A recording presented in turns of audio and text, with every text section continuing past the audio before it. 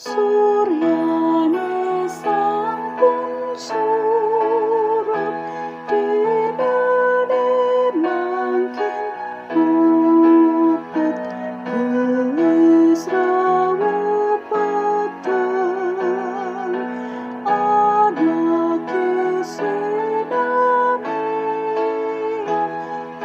uputan pekarian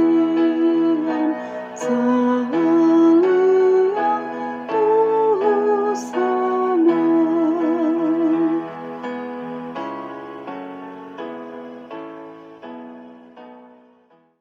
Shalom, Bapak Ibu yang terkasih di dalam Tuhan kita Yesus Kristus. Bersyukur kita pada malam hari ini bersama dengan keluarga kita. Kita diperkenankan Tuhan untuk berkumpul, duduk bersama-sama. Kita boleh memuji Tuhan. Dan tiba saatnya hari ini kita akan mendengarkan kebenaran firman Tuhan.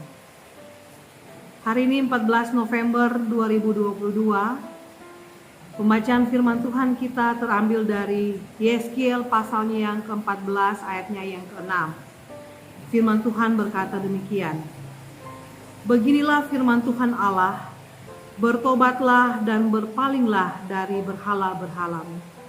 Kemudian pembacaan yang kedua terambil dari Roma pasalnya yang ke-12 ayatnya yang kedua.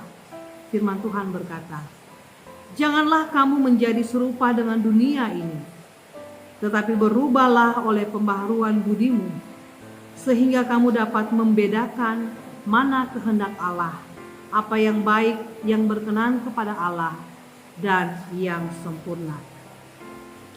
Bapak, Ibu, dan saudara-saudaraku, dan anak-anak yang terkasih di dalam Tuhan kita, Yesus Kristus. Banyak orang Kristen tidak menyadari dirinya masih memiliki dan menyembah berhala di hati. Tuhan berkata, bertobatlah dan berpalinglah dari berhalamu, dan palingkanlah mukamu dari segala perbuatan-perbuatanmu yang keji. Penyembahan berhala di hati bisa menjadi kekejian bagi Allah. Tetapi, banyak orang yang tetap melakukannya tanpa menyadari seriusnya dosa ini. Setiap orang, baik dari kaum Israel maupun dari orang-orang asing yang tinggal di tengah-tengah Israel dan menjunjung berhala-berhala dalam hatinya. Bagi keluarga muda, misalnya, berhalanya bisa berupa kekhawatiran akan masa depan. Bagi pengusaha, berhala bisa berupa mencintai uang. Bagi karyawan, berhala bisa berupa mengejar karir. Bagi orang tua, berhala bisa berupa anak-anak. Bagi orang muda, berhala bisa berupa pasangan.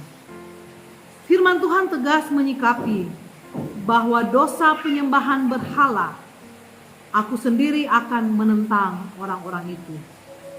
Bapak, Ibu, dan saudara-saudara beserta anak-anak yang terkasih di dalam Tuhan kita Yesus Kristus. Dalam Roma pasalnya yang ke-12 ayat yang kedua, Rasul Paulus membicarakan tentang bagaimana transformasi, bagaimana sebuah perubahan. Nah, ayat ini menegaskan bahwa umat Kristen tidak boleh menjadi serupa dengan dunia saat ini.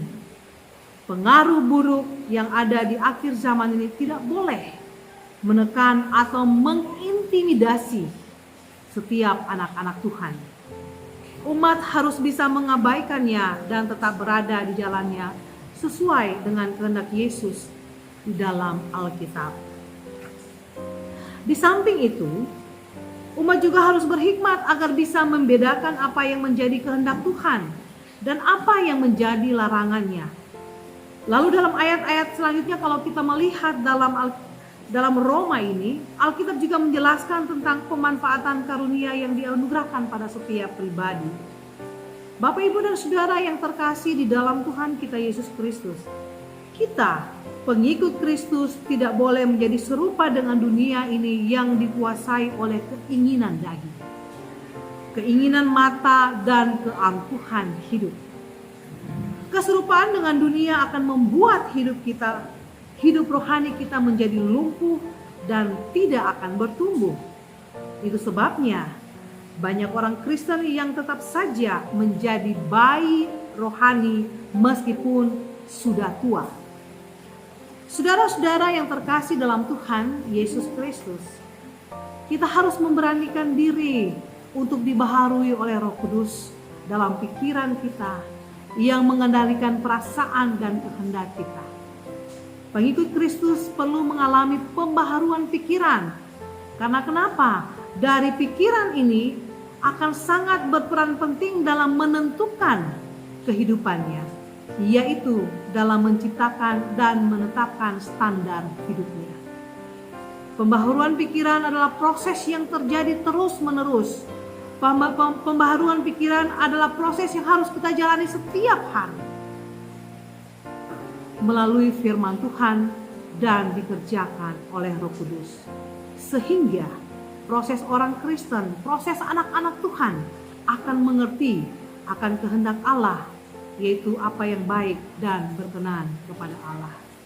Bapak, Ibu, dan Saudara yang terkasih dalam Tuhan, karena itu marilah kita bersungguh-sungguh memeriksa diri kita. Marilah kita bersungguh-sungguh membuat pembaharuan dalam hidup kita.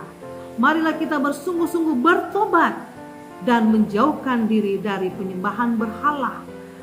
Dan kita percaya bahwa Tuhan telah berjanji bagi kita. Mereka akan menjadi umatku dan aku akan menjadi Allah mereka. Demikian firman Tuhan kita pada malam hari ini. Kiranya Tuhan akan menolong dan memberkati kehidupan kita semua. Amin. Mari kita berdoa. Bapa kami yang ada dalam kerajaan surga, kami bersyukur kepadamu ya Allah di malam hari ini bersama-sama dengan keluarga kecil kami dalam ibadah tutup hari bersama. Kebenaran firman Tuhan telah menguatkan kami, bahkan mengingatkan kami untuk kami terus berproses menjadi anak-anak Allah yang sejati, mengubah hidup kami menjadi anak-anak yang diberkati oleh Tuhan, menjauhkan dari penyembahan-penyembahan berhala yang tidak disukai oleh Allah. Karena itu Bapa di sorga, dalam proses kehidupan kami selanjutnya, kami hanya meminta kuasa Roh Kudus-Mu hadir dan menuntun kehidupan kami, pribadi lepas pribadi dan dalam rumah tangga kami masing-masing ya Allah. Supaya kami mampu menjalani setiap proses yang Tuhan izinkan terjadi dalam hidup kami. Dan kami boleh melihat kemuliaan Allah nyata dalam hidup pribadi kami dan di dalam keluarga kami masing-masing. Terima kasih ya Bapa di sorga, biarlah kebenaran firman Tuhan ini akan terus menguatkan iman percaya kami kepadamu. Inilah doa kami ya Tuhan. Kami bersyukur dengan kebenaran firman Tuhan yang boleh kami dengarkan bersama-sama pada malam hari ini. Di dalam nama Tuhan kami Yesus Kristus, kami sudah berdoa dan bersyukur kepada Allah Bapa di sorga. Haleluya. Amin. Demikianlah firman Tuhan kita pada malam hari ini. Biarlah kita terus diberkati Tuhan dan tetap mempercayakan hidup kita kepada Tuhan. Tuhan Yesus memberkati kita semua. Shalom.